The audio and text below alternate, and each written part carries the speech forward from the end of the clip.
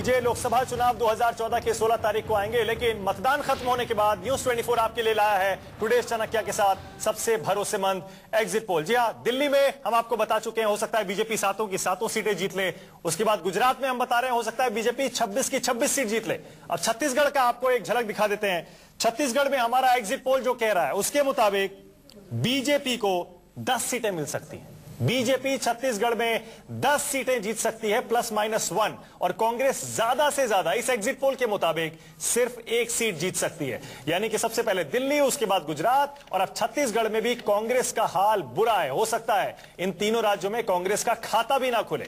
दिल्ली के बाद गुजरात और अब छत्तीसगढ़। ये देखिए, बीजेपी 10 सीटें जीत सकती है 11 में से, कांग्रेस को ज्यादा से ज्यादा 1 सीट मिल सकती है। बीजेपी को 44% के आसपास वोट मिलता हुआ नजर आ रहा है +-3, कांग्रेस को 35% वोट, और आम आदमी पार्टी को 5% वोट मिल सकता है +-2%।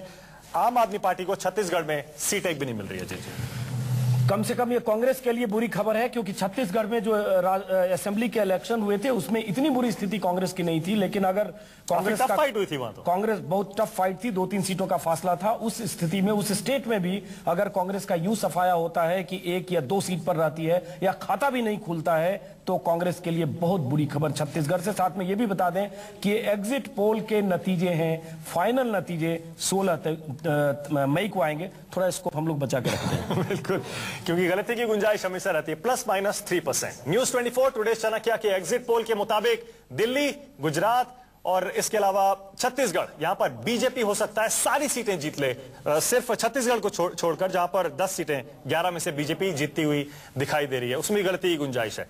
एक छोटा सा ब्रेक यहां पर लेना पड़ेगा, लेकिन इसके बाद और भी बहुत सारे राज्य हैं, सबके आंकड़े हमें धीरे धीरे मिल रहे हैं। एग्जिट पोल के आंकड़े जारी रहेंगे खास कवरेज में। देखते रहिए न्यूज 24।